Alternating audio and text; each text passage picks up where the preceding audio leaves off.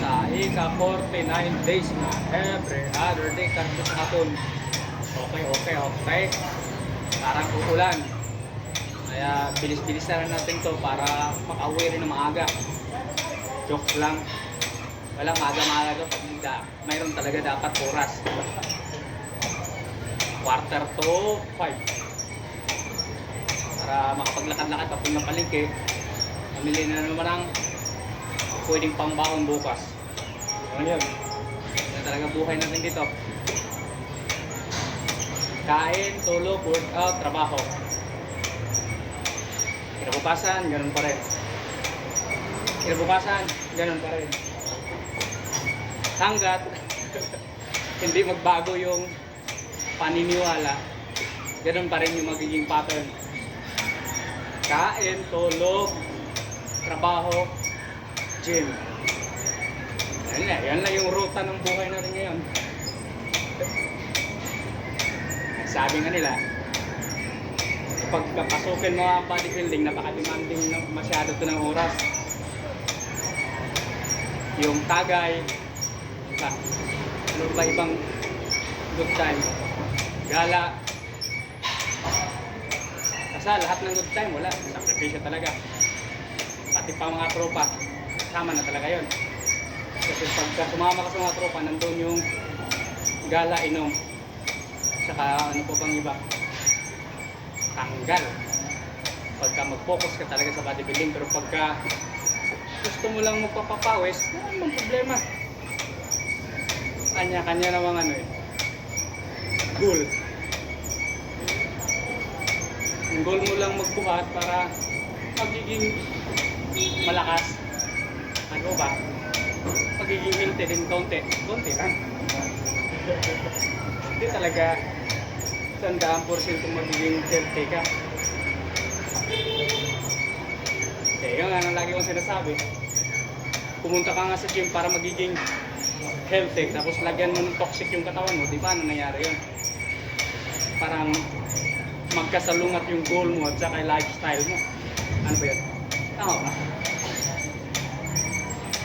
Kaya yun yung sa akin, pagkasabing gusto ko magbuhat, iwasan lahat ng bisyo. Yun na nga, focus na talaga. Para hindi naman automatic makikita yung resulta, pero at least malapit-lapit sa katotohanan yung resulta kapag sabay-sabay mo na lahat. Tuloy-tuloy sa pagbuhat, iwas sa lahat ng walang mga kapararakang gawain sa buhay. Pataangkang yun ako doon. Sa iyo na ngayon. Ito nga yung vision na, ito nga yung isa sa mga sports na napaka-demanding daw talaga ng oras. Ano naman talaga? Meron kayong kagaya nito. Magka-cardio ka lang ng 1 oras, mahigit hanggang 2 oras. Kung mainipin ka, 1 oras, 2 oras ka ba namang magganito-ganito lang? Kung mainipin ka, wala nga.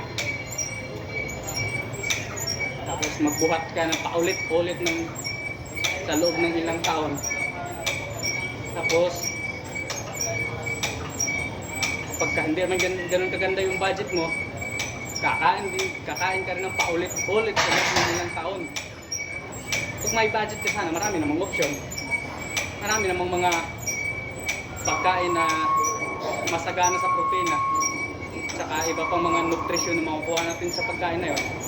Kasi lang, presyo naman yung malaking problema. Pag magtuna, asal mo, magkano kilo. Nung nakaraan, nung nakakwentuhan ko yung mga kasamahan ko rito, na 800 hanggang 1,000, 1 kilo. Pagka wala ka sapat na budget yan, nga talaga. O, kagaya ko, yung sahod ko 600 plus lang a day. Tapos bibili mong pagkain 1,000 plus ang kilo. Hindi, saan tayo mga muti niyan? Basta ganun yan. Kaya dito lang muna tayo sa bangus, tilapia. Hello yun, 100, 80, 140, 200 yung pinakamataas sa ngayon ha. Yun ko lang nung nakaraan. Ang mas mahal ngayon yung gulay. Hindi ang buhay. Ang carrots, mas mahal pa sa tilapia eh. Kano ba yun? 280 hanggang 300 ang carrots. Samantalang tilapia at saka bangus, nasa 150 hanggang 200 lang. Kung nakaraan talong, napakamahal din. Tapos bago beans, yun yung common ko ng mga binibili ano.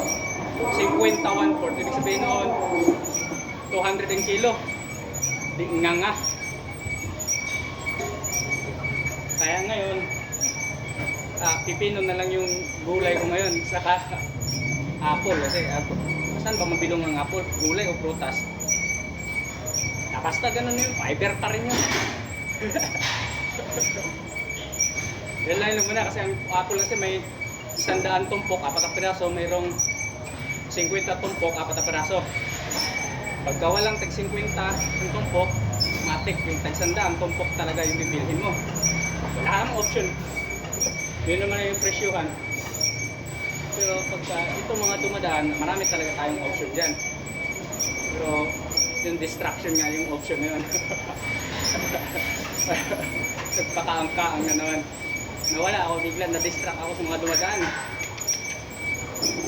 Ito naman yung maganda dito pagka nagka-cardio ka dito. Kasi nakatungo ka sa kalsada ba? Mayroon. Kahit boring na boring ka na nakapadya, mayroon dumadaang distraction. Mag-iba yung pattern. Okay. Tama na yun, seryosohin nyo rin mamaya. Bigatan ko na to.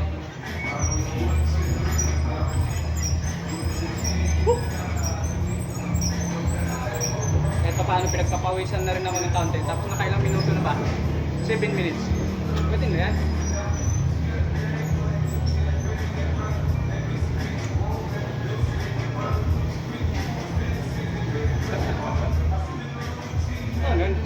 Ang lang naman nito yung ma-flex ko yung consistency nga. Yung gulo nyo kasi. Ngayon lagi ko sinasabi eh. Wala naman akong masasabing mga magaganda kasi wala naman akong research. Puro chismis lang naman yung pinagagawa ko. Basta ganun na yun.